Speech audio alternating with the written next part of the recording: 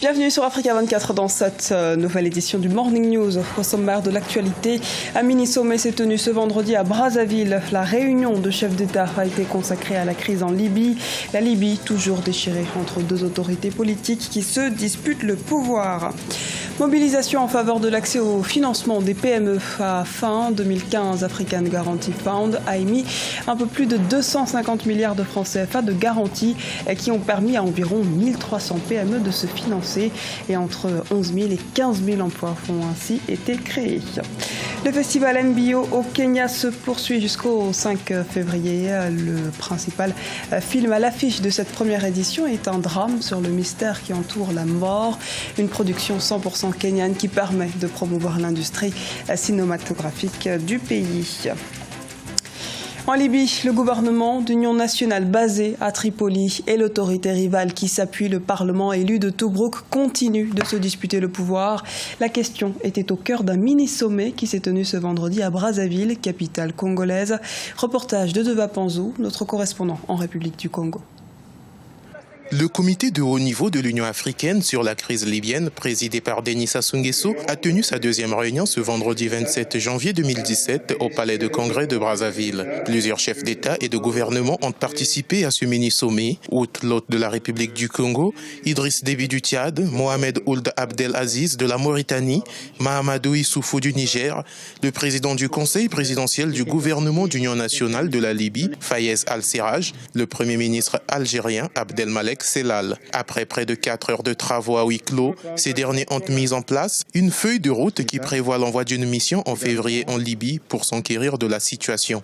Cette feuille de route déterminera la suite qu'il faudra donner par rapport à la résolution de ces pierres d'achoppement. Il y aura entre autres une délégation ministérielle qui se rendra en Libye, qui parlera avec tous les protagonistes.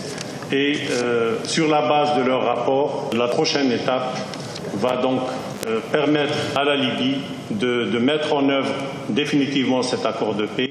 Notons que le comité de haut niveau a approuvé le programme d'activité relative à la mise en œuvre de cette feuille de route et a encouragé ses ministres respectifs à assurer le suivi du calendrier pour l'accomplissement de leurs activités. Ce comité a réaffirmé la nécessité d'une solution politique négociée, la seule pouvant garantir une paix durable en Libye et vers laquelle fin il était urgent de coordonner tous les efforts régionaux et internationaux. Toutes les parties libyennes doivent concourir à la recherche de la solution politique à la crise libyenne et que aucune des parties ne sera mise à l'écart. Le défi libyen sera relevé par l'Afrique, puisque, comme vous le constatez, elle se mobilise à cet effet. Cette rencontre de Brazzaville a été également honorée par la présence des représentants des pays voisins de la Libye, mais aussi celle du haut représentant de l'Union africaine pour la Libye,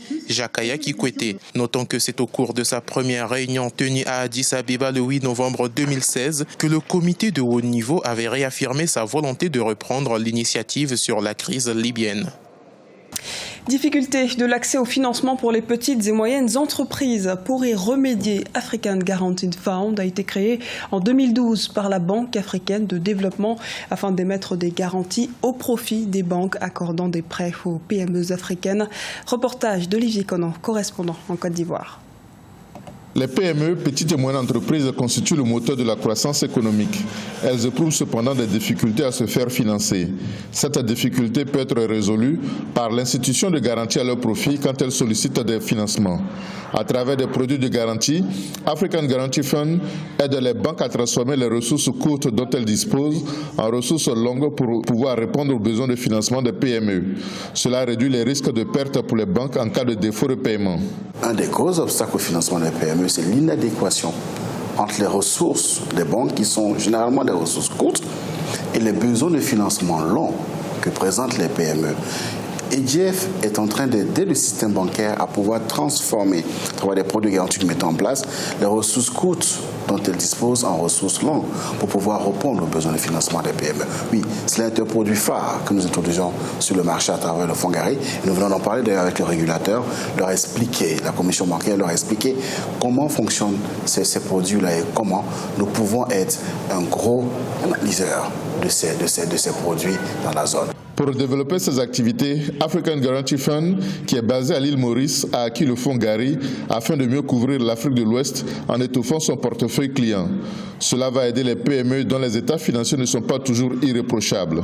Sur les PME, on a ce qu'on appelle les asymétries d'information, c'est-à-dire la PME sait la réalité de sa solvabilité, mais peut maquiller ses documents financiers de sorte que ça puisse paraître beau et donc à la fin, la banque trouve qu'il y a énormément de risques là-dessus. Donc quand l'AGF acquiert le fonds Gary qui fait de la garantie de la sous-région, mais c'est une très bonne chose parce que ça donne de la capacité à l'AGF pour pouvoir intervenir de manière très spécifique et très directe sur l'Afrique de l'Ouest. African Guarantee Fund a été créé à l'initiative de la Banque africaine de développement pour aider les banques à financer les petites et moyennes entreprises en instituant les garanties appropriées.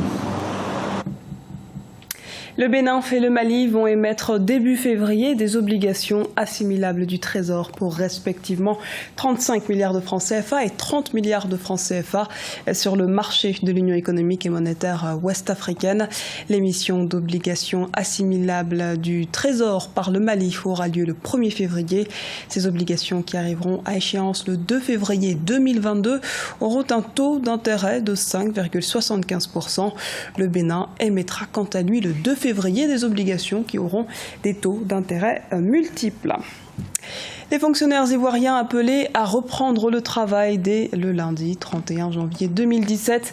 Les organisations syndicales de la fonction publique réunies ce vendredi 27 janvier en Assemblée générale extraordinaire ont décidé de suspendre le mot d'ordre de grève. Explication de Birama Saounera.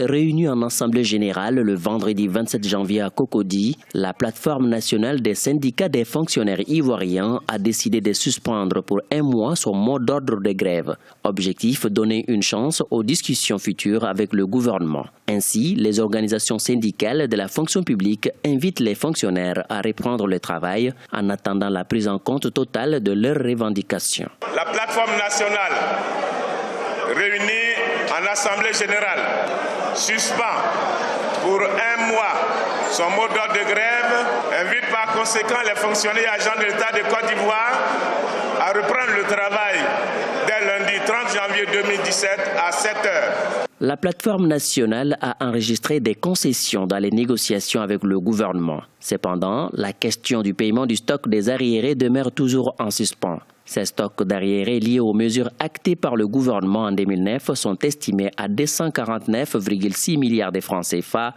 pour près de 130 000 travailleurs, soit près de 80% de l'effectif de la fonction publique ivoirienne. Aujourd'hui, le paiement de ces arriérés constitue la pomme de discorde entre les travailleurs et le gouvernement. Afin de donner une chance aux discussions à venir, la plateforme nationale invite instamment le gouvernement à faire des propositions de paiement de ce stock fait à Abidjan le 27 janvier 2017. Depuis le 9 janvier 2017, la plateforme nationale des organisations professionnelles du secteur public de Côte d'Ivoire et l'intersyndicale de fonctionnaires ont observé une grève qui a paralysé l'administration publique ivoirienne. À noter que les grévistes demandent des augmentations des salaires, le paiement de certains arriérés des primes et protestent contre une réforme des retraites intervenue en 2012. Le film Kati Kati, grande affiche du festival NBO. L'événement se tient du 26 janvier au 5 février 2017 à Nairobi, la capitale kenyane. Kati Kati, qui signifie milieu en swahili, raconte l'histoire d'une jeune femme qui meurt et passe dans l'au-delà. Dans cette nouvelle vie, elle cohabite avec d'autres gens, eux aussi piégés dans une commune posthume.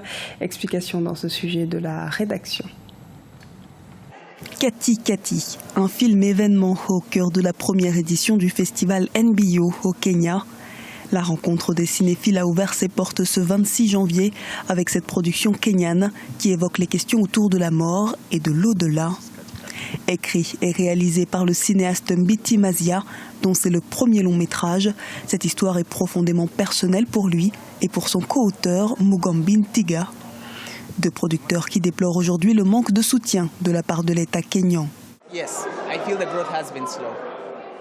Il n'y avait pas de boîte de production kenyane ni d'institution gouvernementale impliquée dans la réalisation de Katikati, un film 100% kényan.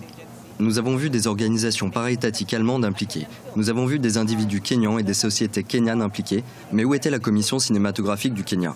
Où était le conseil du film et de la classification du Kenya ? Où était le gouvernement du Kenya ? Où était le ministère de la Culture ? Nulle part. Nous avons besoin du soutien du gouvernement.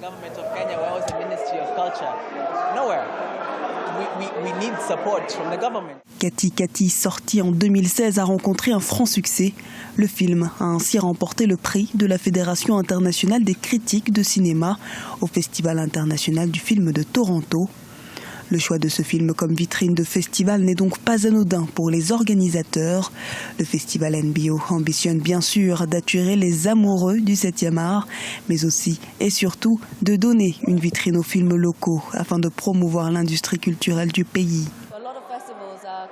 Beaucoup de festivals sont très orientés vers l'industrie et ils offrent de grandes possibilités pour que les cinéastes se rencontrent et se connectent entre eux, ce qui est important et essentiel. Mais notre festival est vraiment ancré sur la création d'expériences pour le public. Notre sélection de films veut et doit plaire au public parce que nous pensons vraiment que la croissance du secteur cinématographique dépend de l'appréciation du public kényan et nous pensons que le potentiel est là et nous pensons qu'il est énorme.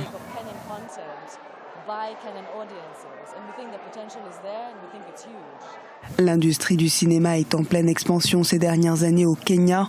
La commission cinématographique du pays a estimé que le secteur pesait 2 milliards de dollars américains en 2016 contre 600 millions en 2007.